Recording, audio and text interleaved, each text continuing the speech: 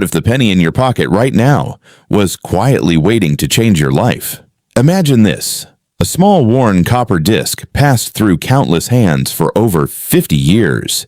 It looks ordinary. It feels ordinary, but in the right light, under the right eyes, it whispers secrets from 1970 that could be worth thousands. Tonight, we're diving deep into one of the most fascinating coins from America's modern era, the 1970 Lincoln cent. Not just any penny. This one carries history, mystery, and hidden value that most people walk right past every single day. Stay with me, because by the end of this, you'll never look at your change the same way again. Picture the year 1970. America was in the middle of massive change. The Vietnam War raged on. Apollo 13 barely made it home. Let It Be by the Beatles filled the airwaves, and at the U.S. Mints, billions of these tiny copper messengers were being born, each one carrying the face of Abraham Lincoln into an uncertain future. Over 1.8 billion pennies struck in Philadelphia alone. That's billion with a B, enough to circle the earth multiple times if laid edge to edge. Yet hidden among these billions are treasures that make collectors' hearts race. Let's look closer at the coin in this image. On the front, the obverse, you see Lincoln in that quiet, dignified profile. His beard and hair catch the light with that unmistakable copper glow, even after decades of wear. Liberty arcs proudly to the left. The date 1970 sits below, bold and clear. But here's where the first layer of mystery begins. Flip it over. The reverse shows the Lincoln Memorial, that grand temple in Washington, D.C., with its columns standing tall. United States of America crowns the top. 1 cent anchors the bottom. And right above the memorial, a pluribus unum, out of many, one. A perfect motto for a coin that came from many mints, many stories. But this isn't just metal and design. This coin lived through the end of an era. 1970 was one of the last years the Lincoln Memorial reverse was produced in its classic form before big changes swept through American coinage. Every time you hold one, you're touching a piece of that transition. Now, zoom in. Really look. Most people glance and move on, but collectors, they lean in. They hunt for the hidden details most ignore. On some 1970 pennies, especially those from San Francisco, the date tells a story of its own. There's the large date and the small date variety. The difference is subtle but dramatic to the trained eye. In the small date, the rarer one, the top of the 7 lines up perfectly with the tops of the other numbers. It's called the high 7 variety. These are scarcer, more sought after. One well-preserved example can turn heads and open wallets.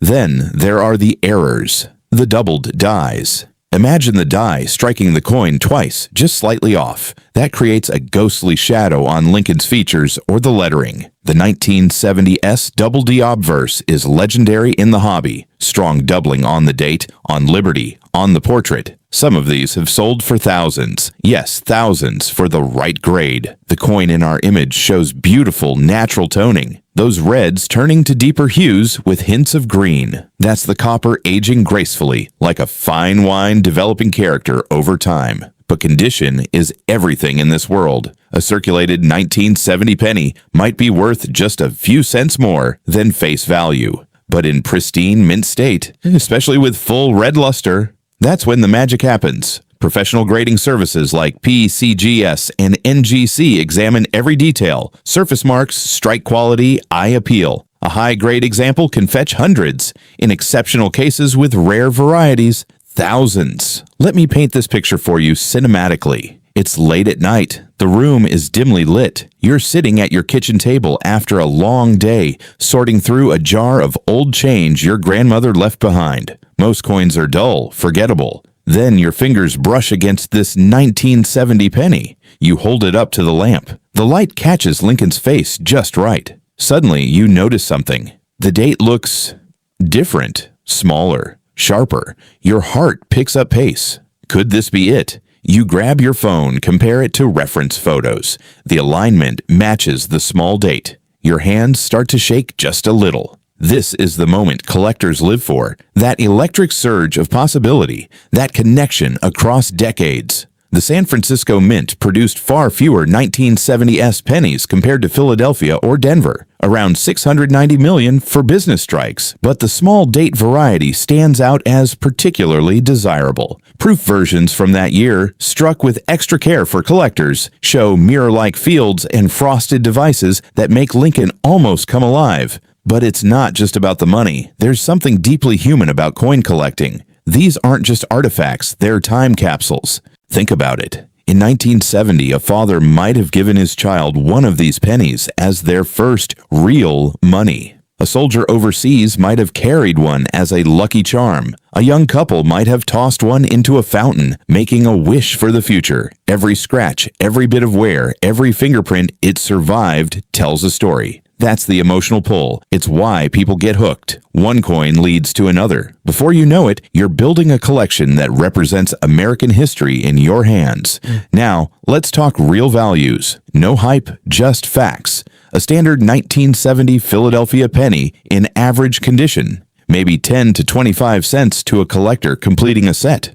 A nice uncirculated one could be $5 to $20. But the stars of the show, the 1970-S small date in high grade. We're talking hundreds to thousands depending on condition and color. Top specimens have crossed into 5 figures at auction. The 1970-S double die obverse. Even more dramatic jumps in value for the finest examples. There are also off-center strikes, broad strikes, die cracks, and plating errors that turn ordinary pennies into conversation pieces worth $50, $100, even more. The key? Condition and rarity.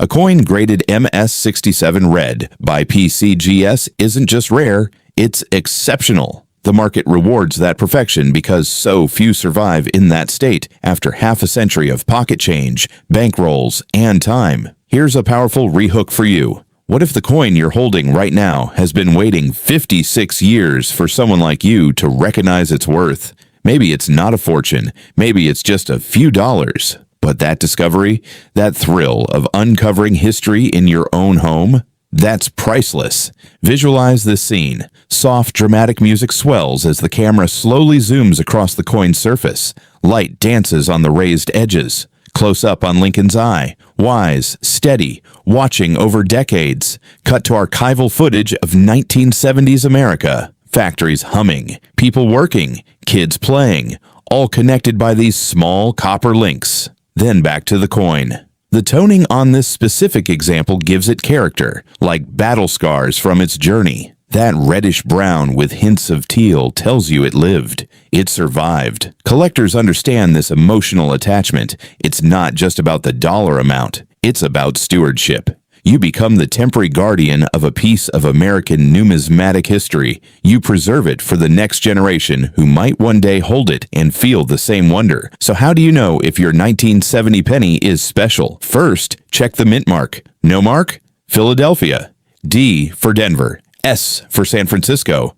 Then study the date carefully under good light and magnification. Compare to known examples. Look for doubling. Feel the weight. It should be about 3.11 grams for the copper composition. If something feels off, take it to a reputable dealer or submit it for grading. The journey itself is part of the fun. There's a quiet suspense in coin hunting that keeps people coming back. Every roll you search, every jar you empty, every attic box you open, there's that lingering question. Could this be the one? And sometimes it is. As we wrap up this journey through the 1970 Lincoln cent, I want you to really feel the weight of it, not just the physical coin, but the story it carries. From the bustling mints of 1970 to your hands today, it has bridged generations. It reminds us that extraordinary things can hide in ordinary places. That history isn't always in museums. It's in your pocket, your drawer, your family's old coin collection. The next time you get change, take an extra second, look closer, feel the texture, imagine the stories. You might just find yourself holding a small piece of treasure. If this video sparked that curiosity in you, hit that like button. It really helps. Subscribe and turn on notifications so you never miss our deep dives into hidden numismatic treasures. Drop a comment below. Have you ever found an old coin that surprised you?